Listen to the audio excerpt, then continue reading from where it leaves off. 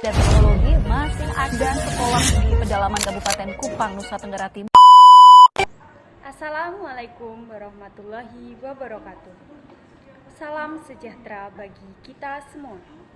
Salam Om Swastiastu, Namo Buddhaya, salam kebajikan. Kepada yang terhormat Bapak Mixgan Norman Antono, SSMPD, selaku Koordinator Program Studi Pendidikan Bahasa dan Sastra Indonesia, Fakultas Keguruan Universitas Trunojoyo, Madura. Yang saya hormati Ibu Wevi Lutfitasari, selaku dosen pengampu mata kuliah retorika, serta teman-teman yang berbahagia. Pertama-tama, marilah kita panjatkan puja dan puji syukur kehadiran Allah Subhanahu wa Ta'ala atas berkat rahmat dan hidayahnya. Sebelum saya melanjutkan pidato saya kali ini, izinkan saya memperkenalkan diri.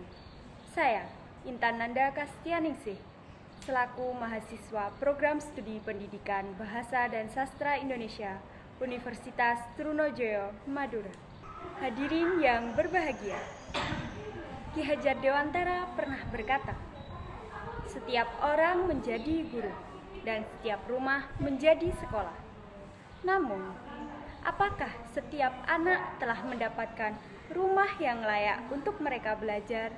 Dan apakah setiap anak telah mendapatkan guru yang bisa dijangkau oleh langkah kaki kecil mereka? Ketimpangan akses dan kualitas pendidikan masih menjadi permasalahan yang terjadi di Indonesia pada saat ini.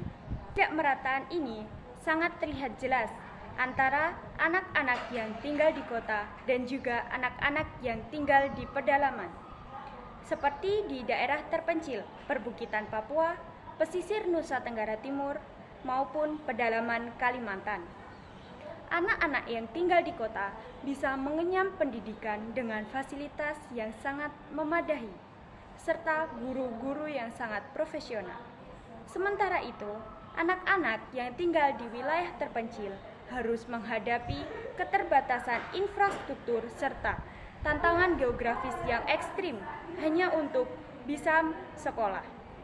Data dari Kementerian Pendidikan, Kebudayaan, Riset, dan Teknologi pada awal tahun 2025 mengungkapkan bahwa lebih dari 2 juta anak Indonesia beresiko putus sekolah. Angka ini mencerminkan kondisi nyata dari ketimpangan pendidikan yang terjadi di berbagai daerah dan menggambarkan masih banyak anak yang belum mendapatkan hak pendidikan secara layak dan merata. Ketimpangan ini disebabkan oleh berbagai faktor yang saling berkaitan, mulai dari geografis, ekonomi, hingga sosial budaya. Letak geografis menjadi tantangan utama, terutama di daerah-daerah 3T, yaitu daerah terdepan, terluar, dan tertinggal, di mana akses menuju sekolah sangat sulit dijangkau. Banyak anak yang harus berjalan kaki selama 3 hingga 5 jam hanya untuk memperoleh pendidikan.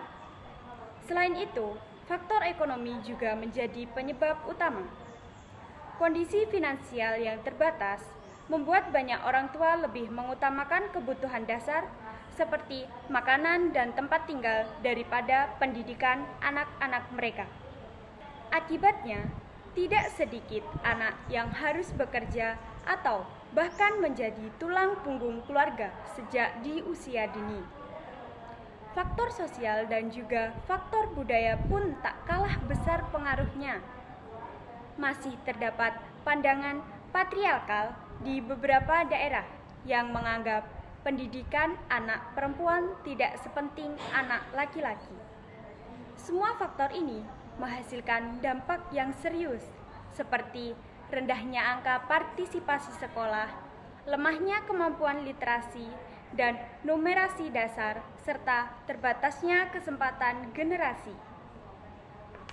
Daerah dengan akses pendidikan yang rendah juga cenderung memiliki tingkat pengangguran dan kemiskinan yang lebih tinggi, memperkuat siklus ketimpangan sosial dan ekonomi antar wilayah. Untuk mengatasi persoalan ketimpangan pendidikan di Indonesia, Dibutuhkan upaya terpadu dan berkelanjutan dari berbagai pihak. Pemerataan sarana dan prasarana pendidikan menjadi langkah awal yang harus diutamakan, termasuk pembangunan sekolah dan juga asrama di wilayah-wilayah terpencil. Pemerintah juga perlu memperluas cakupan program bantuan ekonomi seperti Indonesia Pintar serta memberikan insentif khusus agar keluarga miskin terdorong menyekolahkan anak-anak mereka. Tidak kalah pentingnya, pendekatan pendidikan yang inklusif harus diterapkan dengan melibatkan pelatihan bagi guru agar mampu memahami konteks budaya lokal dan prinsip kesetaraan gender, sehingga seluruh anak dapat merasakan kesempatan bersekolah secara adil. Pemanfaatan teknologi digital pun perlu ditingkatkan, terutama di wilayah yang sulit dijangkau melalui penyediaan perangkat dan akses internet yang memadai. Kerjasama pemerintah, penyedia layanan digital, dan masyarakat lokal menjadi kunci dalam memperluas digitalisasi pendidikan. Selain itu, peran aktif masyarakat sangat penting untuk memastikan keberhasilan program pendidikan, seperti keterlibatan orang tua, tokoh adat, dan komunikasi lokal.